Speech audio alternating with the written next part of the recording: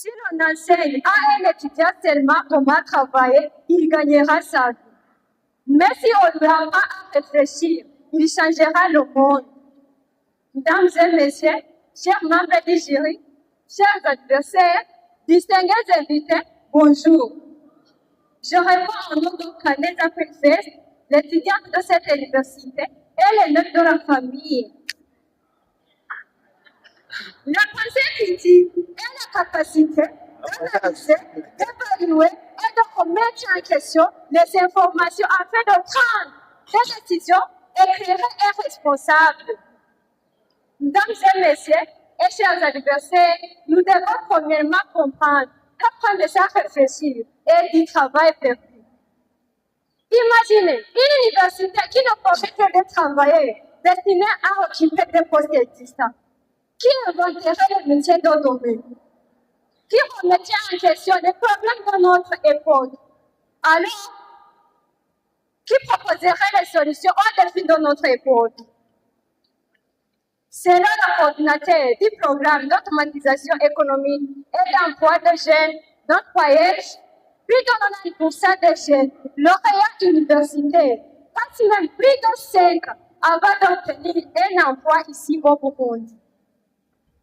L'université a historiquement été conçue comme un lieu de production, de savoir, de réflexion et de remettre en question des idées établies.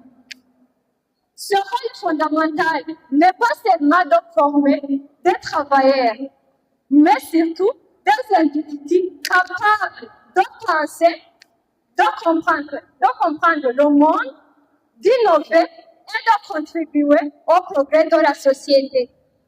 J'ai 3 arguments qui nous montrent que les universités doivent avant tout former de pensée critique. Premier argument, le système éducatif burundais montre un besoin urgent de pensée critique. Plusieurs études montrent que l'enseignement supérieur au Burundi est souvent trop théorique et peu adapté aux réalités socio-économiques, ce qui limite l'autonomie des étudiants.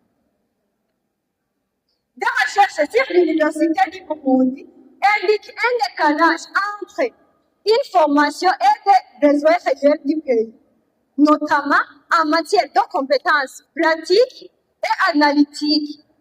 L'éducation doit libérer l'esprit humain et développer la conscience critique, selon Paulo Freire.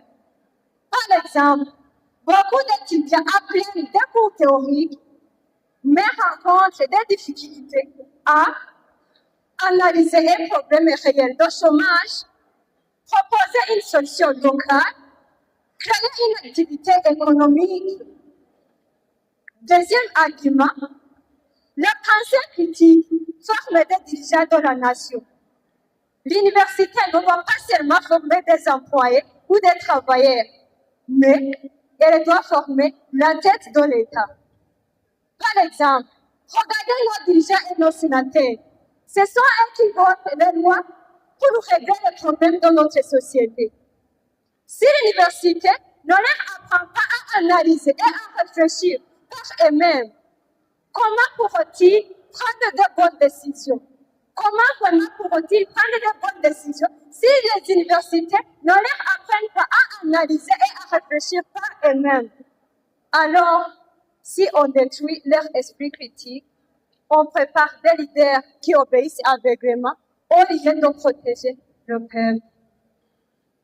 Troisième argument, les emplois disparaissent, mais la pensée critique demeure. Former uniquement pour un emploi précis est vraiment risqué. Mais former pour la pensée critique permet de s'adapter à toutes les transformations du monde. Par exemple, l'intelligence artificielle, l'automatisation et les nouvelles technologies remplacent déjà certains métiers. C'est pour cette raison que nous soutenons davantage que les universités doivent avant tout former de pensée critique, car la pensée critique est permet de s'adapter à toutes ces transformations du monde. En conclusion, un pays ne grandit pas parce qu'il a des exécutants qui obéissent sans réfléchir, mais il avance parce qu'il a des citoyens capable de penser et d'innover.